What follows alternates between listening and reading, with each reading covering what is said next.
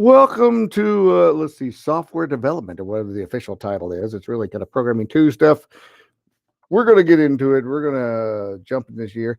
This curriculum is new to me too. I've switched the curriculum that we're using this year. So I'm excited because I've already looked ahead of it and I said, oh, there's some cool stuff on there that I want to learn how to do in Python as well. Because some of it there's certainly new stuff that we're going to get into and check out.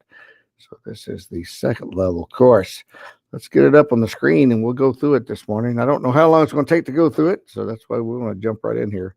But 0A, programming 2, it's procedural programming on this website. But anyway, I'm not sure have I done that? I better do that so I can look at the rest of it.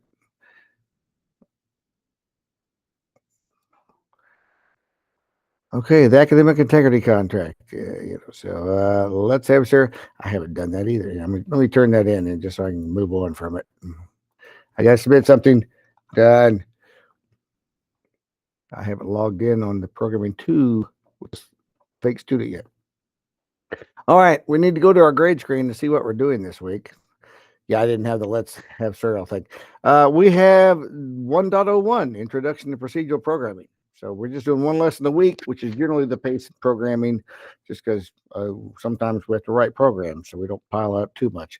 But let's go take a look at that first. Intro to Procedural. Hope you guys had a good weekend. They got me a new poster up. Probably noticed that back there. Here, it's probably easier to see if I make the screen bigger, but it is a Naked Gun poster. He's doing the Uncle Sam, I Want You, except it has to pull my finger underneath there. So it's, something silly Mr. Brock's putting up on the wall. What is procedural programming? Procedural programming is a step-by-step approach to creating a program.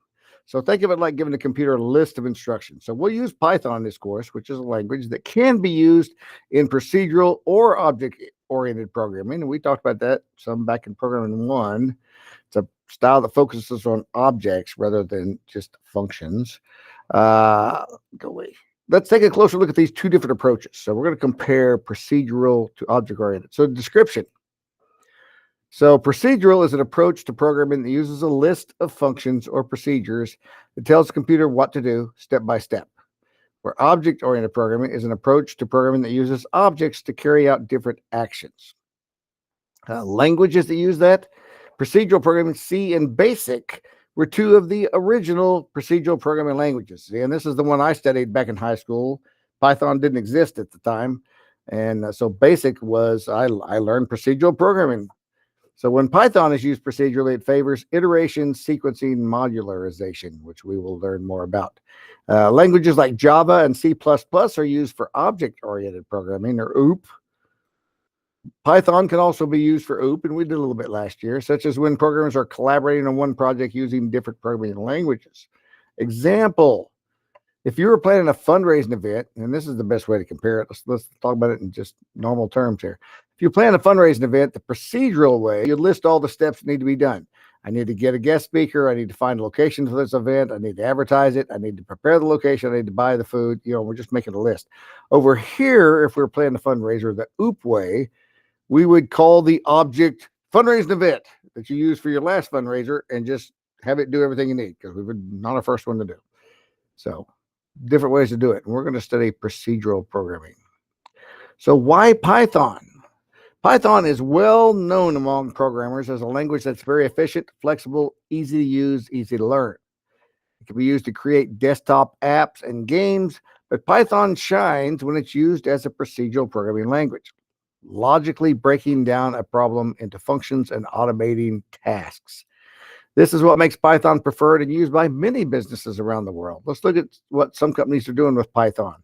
NASA, space technology requires precision, which means that models are required before anything's built.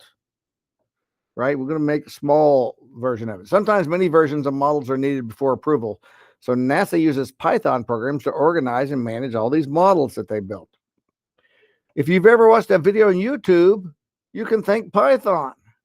The video streaming services uses Python to handle video views, upload, sharing, embedding. So it's behind all the scenes on YouTube. It also allows this video site to handle the heavy daily traffic it receives. So YouTube is Python based. Spotify. Whenever data needs to be analyzed, there's a good chance Python is involved. At Spotify, Python is used to analyze user listening data, which is then used to update the algorithms that run its popular discovered radio features. Instagram, one of the most popular social media apps, is also one of the biggest Python users in the world. Instagram runs primarily on Python. That is the software that's handling all the stuff it does, which powers its 400 million users and 95 million photos that it shares every day. And Disney Animation, movie making is a big business. Python is part of that. Teams at Disney Animation use customized Python programs to help them navigate and sort through scenes in scripts once audio and video content is added. So yeah, Python is all over the place. We don't even know it because you don't see all the behind the scenes programs that all these websites use. We just know we can go there and do what it advertises. So Python versus other languages. So Python languages, I'm stuck with that. Programming languages can be a lot like your friends. Some are flexible, some are dependable, some are not. And all take some effort to get know better. And whether Python is a new friend or one you've known forever, it falls into the easy to understand and plays well with others variety. Python has a powerful set of data types. Data types are a classification of data that tells the compiler or an interpreter how the programmer intends to use the data, which means it can recognize how a programmer uses certain data. Don't be fooled. You still must know how to use the code correctly. Also, Python has easy-to-use control constructs, which is the order in which the program's code executes, which handle how a program's code execute. But how does it compare to other languages? Right? Because Python doesn't, like BASIC, when I learned that, you had to number each line. This line is number 10, this one's number 20, this number 30, number 40. So it would go by the number and it would execute them in order. And then if I wanted to add something, it's like, oh, I forgot I need to do this. I'd go back and make a line 15. So that's why you didn't number your program 1, 2, 3, 4, 5 back when you had BASIC. You'd number it like 10, 20, 30, 40, 50 to give you space in between there to add functions and loops or whatever you wanted to add. If you forgot that, then you'd have to go renumber a whole bunch of lines until you made some space. So if you thought you were going to be adding a lot, you might want to number it 100, 200, 300. It didn't matter. It doesn't matter as long as it's just going to run it in whatever order the numbers are. So, well, let's see how to say hello world in 4 different languages. Every language has its differences, but they all share a common goal given a computer instructions. I mean, that's all the programming is. Let's take a look at some programming languages you might or might not be familiar with to see how they compare. So Python, and you might remember this from last year. One of the first things we did was define main, print hello world, and we ended with a main. And really the way this works, in programming 1, I just say this ends your program. We define the main function, and this tells it, okay, now run the main function. So when you put main, that's the first line it really looks at. Oh, go run the main function? Okay, hello world. So that's what it works. I always say put it at the end or it doesn't work. Well, yeah, because you never told it to run the main function. That's why it doesn't work. So Python uses dynamic typing, which allows you to change the type of variable by replacing an integer with a string, for example. In addition, Python uses indentation. That's really big in there. Instead of like, we didn't have to indent in BASIC because we numbered it. We know what order. This, we use indentation to separate code into blocks. 4 spaces is the preferred indentation. You can do 2 spaces or you can do a different numbers as long as you're consistent. But generally 4 is preferred because, again, if you want back to go add something, you may use the 2. Python contains a hidden poem. Interesting. I have never known that. Called the Zen of Python. To read it, type import this in the idle and select run. Oh, well, let's try that.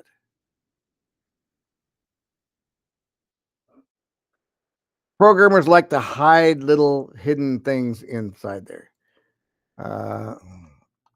Import this.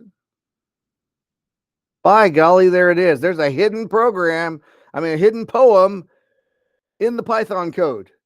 If you just say import this and run it, there it is, the Zen of Python. So I'll leave that. We won't read it in class, but that'd give you something to go back and look at later. Beautiful is better than ugly. Okay. That's cool. One of those little hidden Easter eggs about Python. All right, let's compare it to a programming language called Scratch. To write hello world in Scratch, you use blocks. Look, you got this block here. When this green flag clicked, say hello world. So obviously in that box, you type what you want to say and then stop this script. So it uses like icons in a lot of ways with Scratch. You put these blocks in there and then you put it in there in the block. So you choose what is clicked, hello world script. Scratch allows programmers to control objects called sprites to perform commands. This means you immediately see the results of your programming. And there's this little hello world and made it on a little cartoon character. Scratch is a highly visual language. Yeah, there's a lot of visuals right there that was developed to make programming easy to learn and also fun.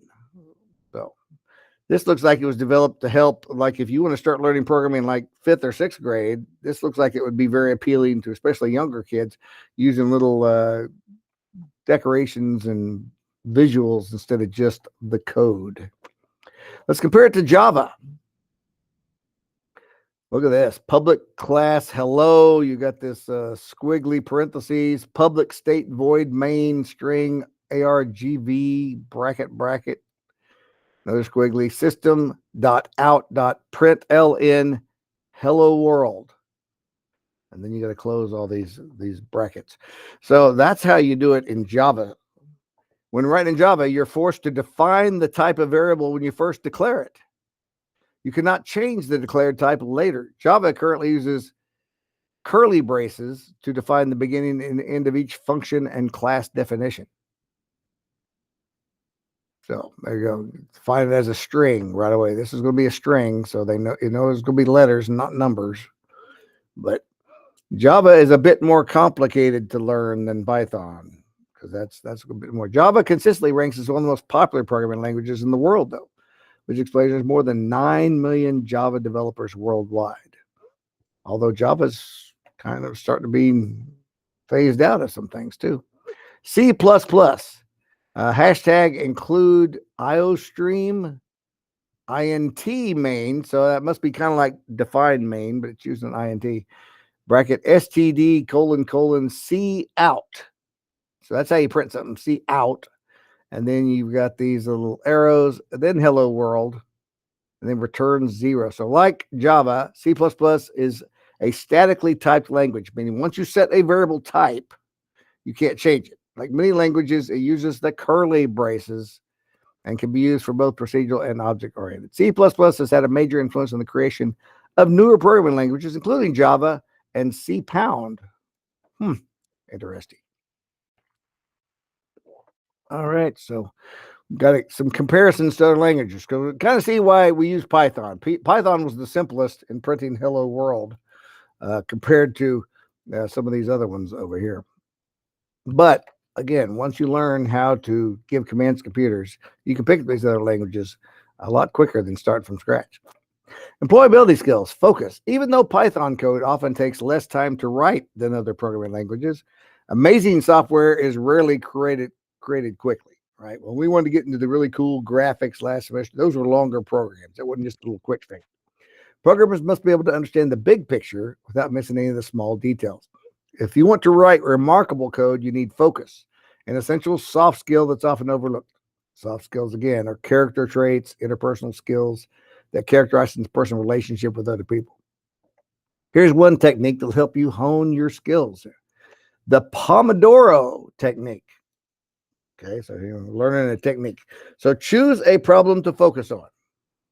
Set a timer for 20 minutes. So this may be a good thing if you have a big project that you're really trying to get done and you have heart. Man, I sat down and work on this and work on this and work on this, and then I get to where I'm just so distracted. Set a timer for 20 minutes.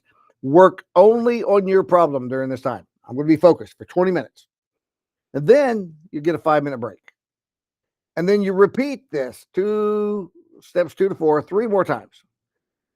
And then take a 20-minute break. So you're going to do this for 20 minutes, 20 minutes, 20 minutes, 20 minutes. So that's like four of these loops. And then take a 20-minute break and see what you've done. Take a 20-minute break first, then review your work. So this is the Pomodoro technique to help you really tackle a big project that you're working on. 20 minutes at a time, 5-minute break. 20 minutes at a time, 5-minute breaks. Repeat. And then take a 20-minute break and then look at it. So that would probably be I've never tried this Pomodoro technique, so I don't know if it's really good. But if you think about it, I could probably really focus hard on something. If I know in 20 minutes I'm going to take a break. 20 minutes. All right. So don't get distracted because 20 minutes, I'm just going to solidly do this. And then I got 5 minutes to kind of get up, stretch, see what else was trying to distract me, and then 20 minutes. So 20 minutes, we can focus for 20 minutes. So there you go. You might give that a try sometime if you got some big project you're working on. So let me know how it works. Problem solving with Python. All right, important details first. This course uses Python, which is a programming language, not a scaly, slithery creature. Okay, it's really both. It's a programming language and a slithery creature. Python's a great language to code in procedural programming style. And if this is your first time programming Python, don't worry, we'll cover the basics right away. So we will start kind of reviewing Python before we start adding a bunch of new crazy stuff. But you guys are familiar with it since we know we've studied it in Programming 1. Welcome to your first guided activity for Python. Every Python guided activity is an interactive Python coding environment. We're aware of that. So the best part, making mistakes is good, helps you learn, doesn't count against your grade. That means you can test your knowledge and increase your coding skills while you learn how to write programs. So let's give it a try. In this activity, you will test your knowledge and increase your coding skills. Let's look at each slide and see what it says to do. Hello world, read the code, try to predict the output. All right, let's see. We got hashtag, this program will generate the text hello world. At least that's what it tells it it'll do. We have the define main function. So here's our function, print hello world, print, this line will be printed, print, these print statements are examples of strings, and then we have run the main function. I think we got a pretty good idea what's going to happen when we hit run, right? We're going to see these things in our output. There it is. Hello world, this line will be printed. These print statements are examples of strings. Pretty straightforward. You just run your first hello world program in this course. But this is 3 lines, also known as strings in Python. All right, let's look at slide number 2. Read the code, try to predict the output, select run. All right, this program generates text hello world. This looks a lot like the last program we just looked at, except there's only 1 line of code. So when we hit run, what happens? Now look, our version of Python has been updated since last year, by the way, because look, this error is like 4 lines long. Usually it would just tell us error on whatever line. It's not doing that now. We've got a new way to interpret errors because we've got a new version of Python. No SRC for file, quote, quote, line undefined, 0, syntax error, EOL while scanning string literal. All right, can you spot the error? Do you know where it's at? Because there's an error with this. You may need to pull it up, buzz window on your Chromebook to make that bigger. But let me try to make this bigger on the screen anyway. Ooh, that's too big. What happened to our code? There it is.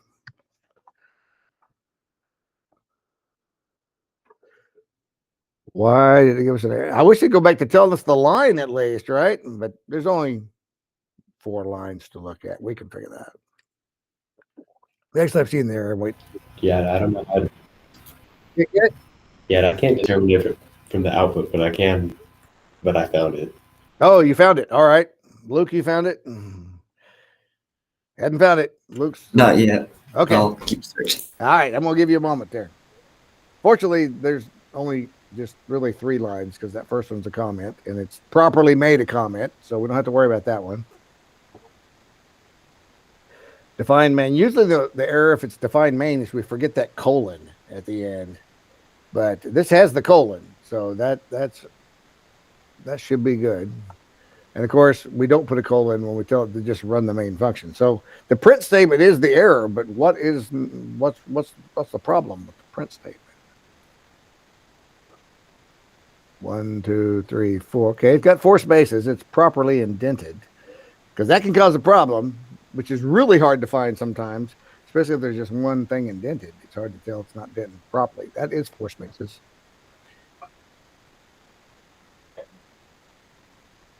I found it. All right. So it tells us a hint. There seems to be an error in your code. It's similar to other programs. There's something missing in this code. Can you find it? Your language arts teacher might find it easily. Yeah, we're missing the quote, right? We opened our quote. We did not close the quote. So yeah, English teacher would go, wait a minute. If you quote something, you have to have quotes on both sides. Let's run it again. Hello world. There it is. There you go.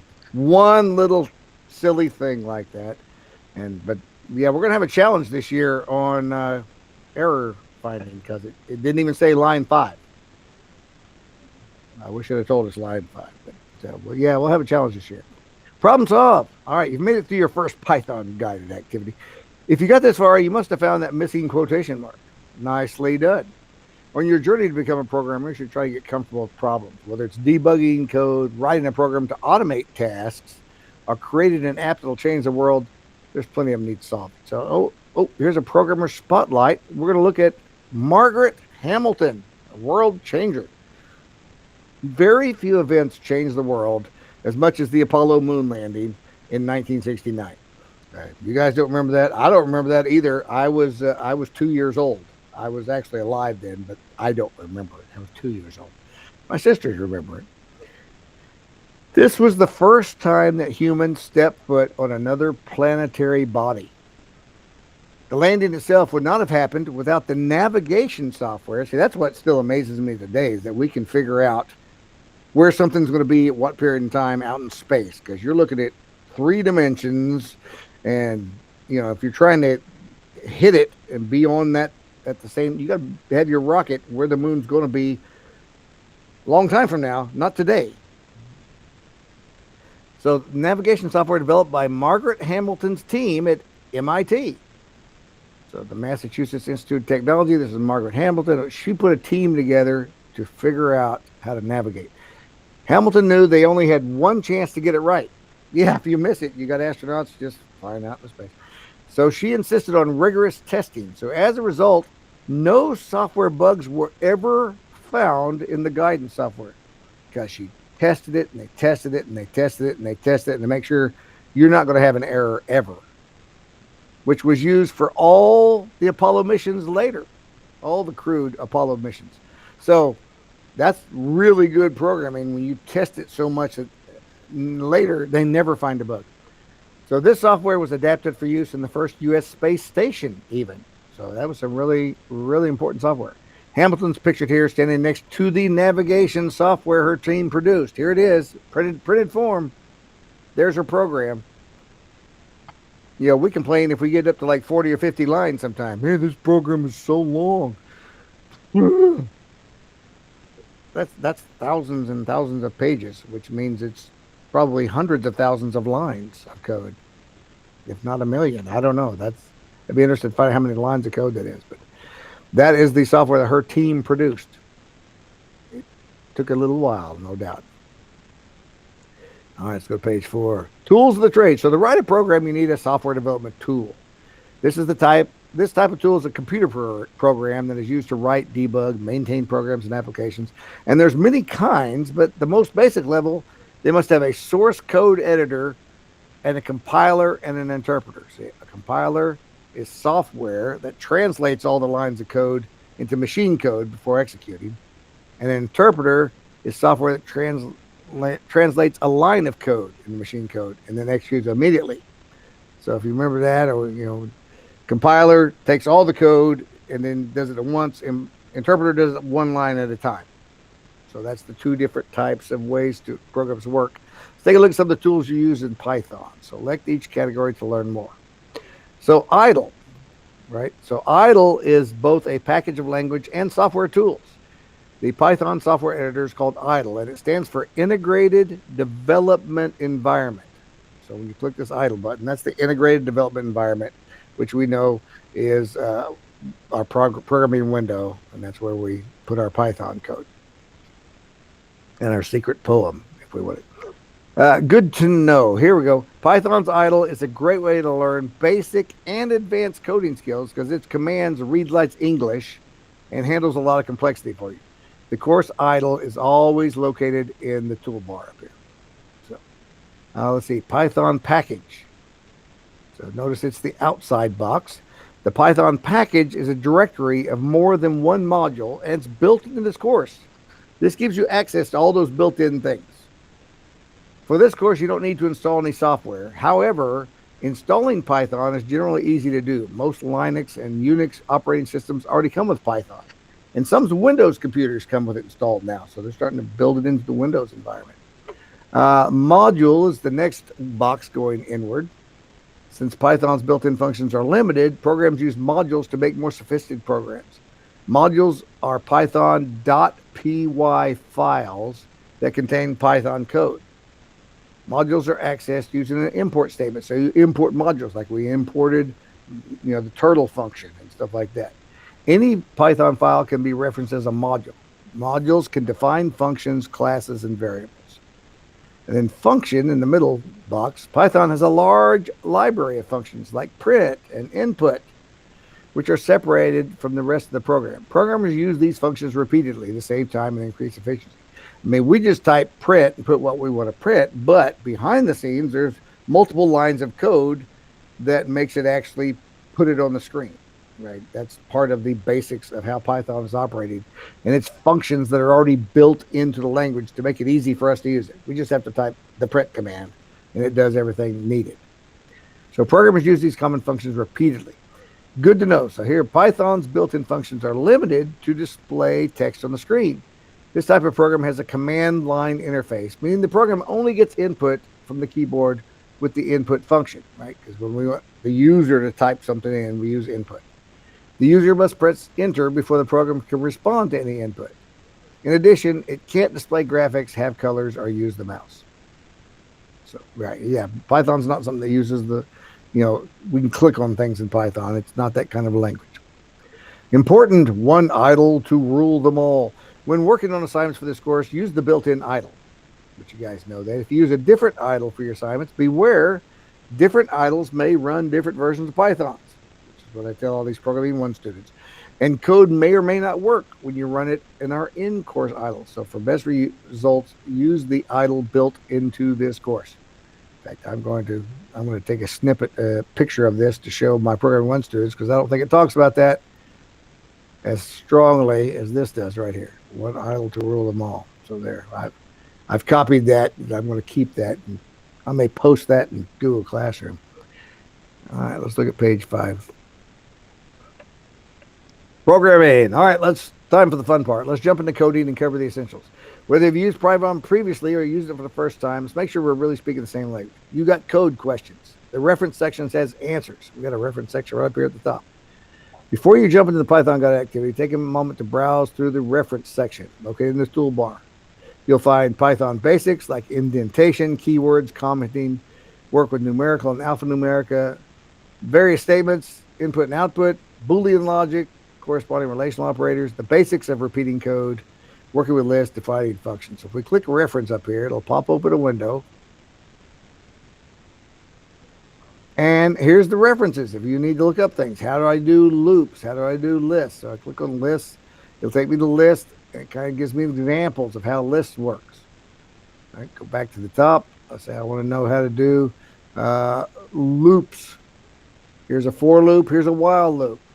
So this is a good reference. If we've forgotten some of those skills and some of those things, we can go and look at this reference window.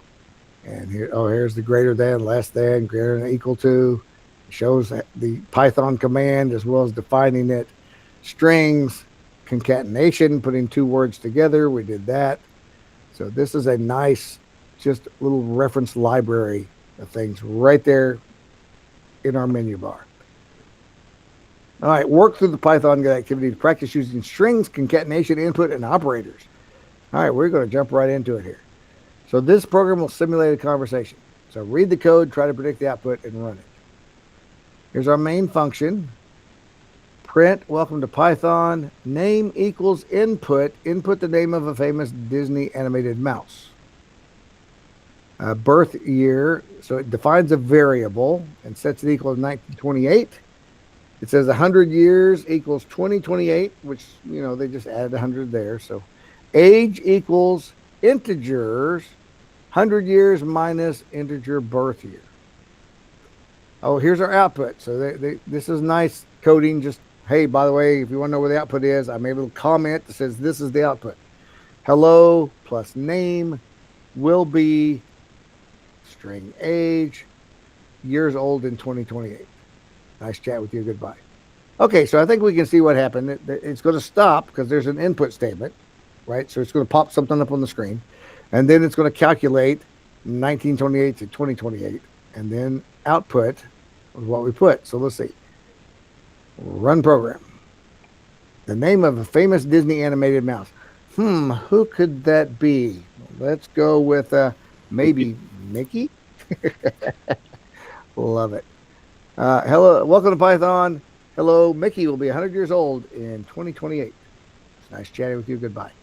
So it printed welcome to Python right up here. First thing it did. Then it had the input and all this other stuff. Hello will be. Now I want to look because I wonder, did this actually print it before the input statement came up? Because our old version didn't. Now we can't see that it does. So I'm going to cancel that. All right, let's look at slide 2. It says your code runs, but that's not quite the input we're looking for. Try checking the instructions. Oh, it says review the output. Oh, we're supposed to put Mickey Mouse as our input. Let's see this again. Run. Mickey Mouse. Hello, Mickey Mouse will be 100 years old in 2028. Okay. We just typed Mickey. We didn't type his full name. All right, nice. Let's go to the next one. Input your first name. That's the first thing in our main function, right?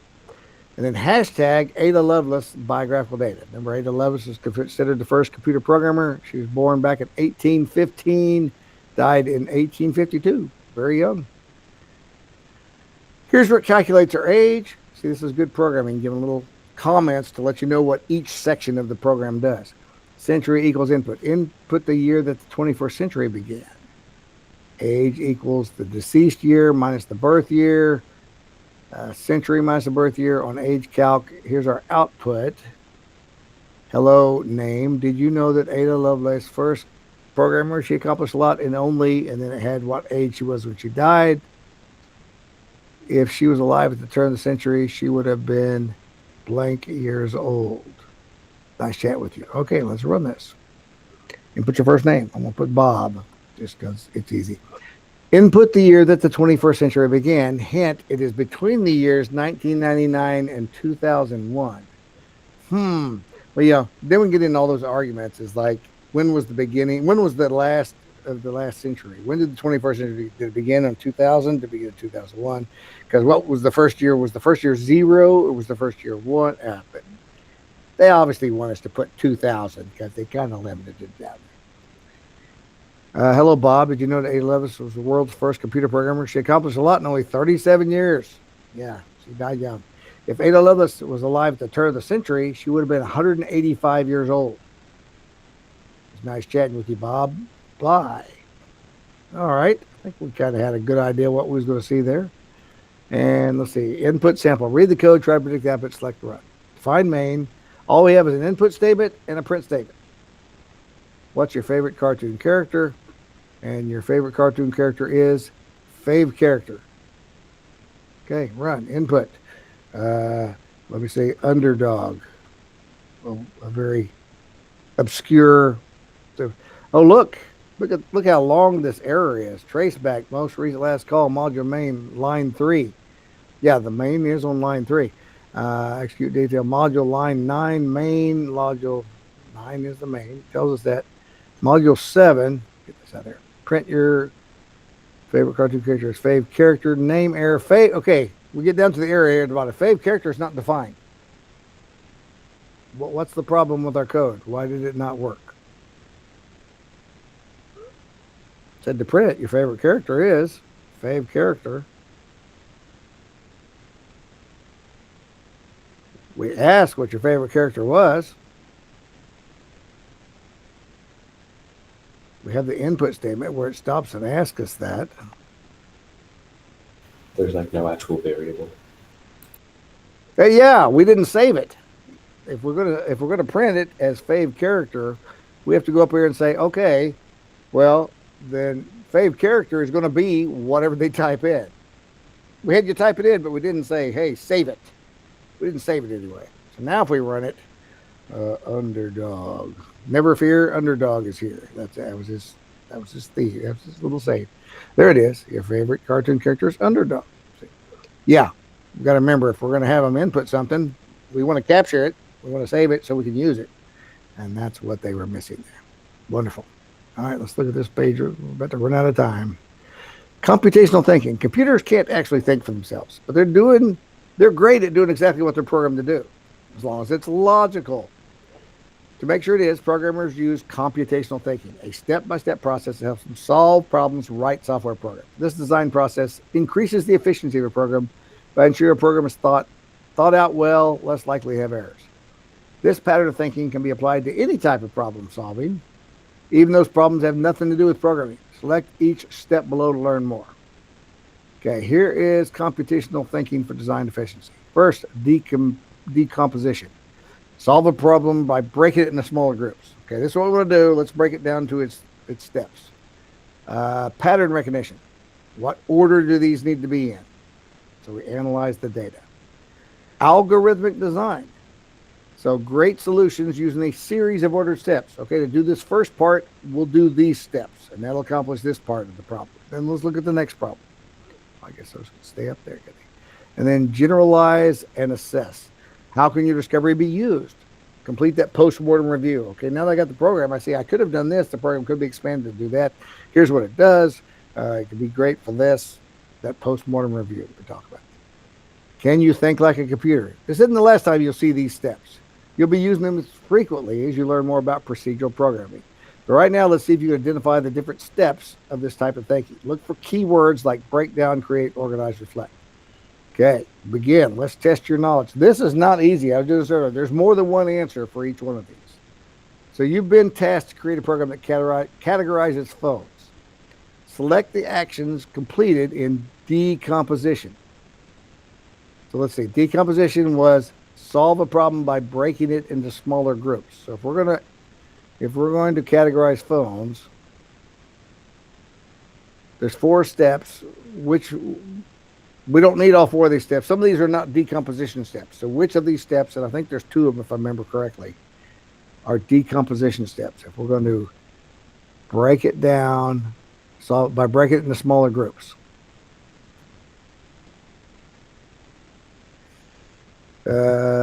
Let's see. If we're going to categorize phones,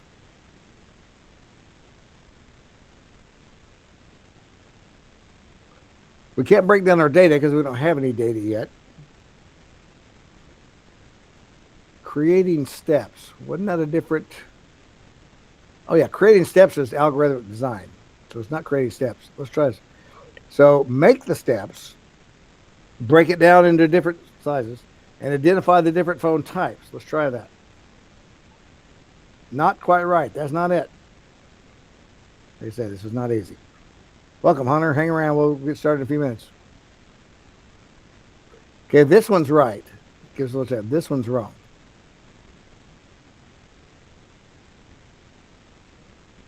Maybe we do break down our data because we've got to figure out how to categorize phones. That is. We do have to break down the data because we got all these phones. We've got to figure out how we break them apart. Step 2. You've been tasked to create a program, categorize phones. What's in pattern recognition? Pattern recognition is find the order, analyze the data. Find the order, analyze the data.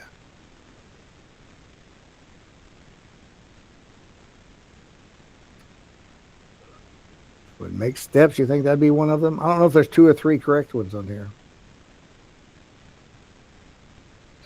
Not easy.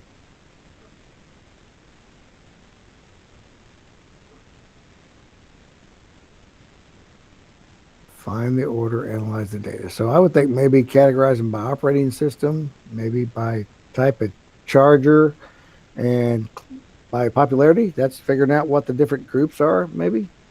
Let's try that. Oh, that nailed it. All right, there's 3 more. I'm going to leave that for you guys because we're out of time. We need to look at our assignment. This is just page 7. So if we go to our assignment this week, we just have 5 questions about what we just looked at on there. So not bad there. All right, fellas. Well, that wraps up our very first lesson in procedural programming. So we'll move on next week. We'll see you guys in math sometime later. Have a great day, fellas.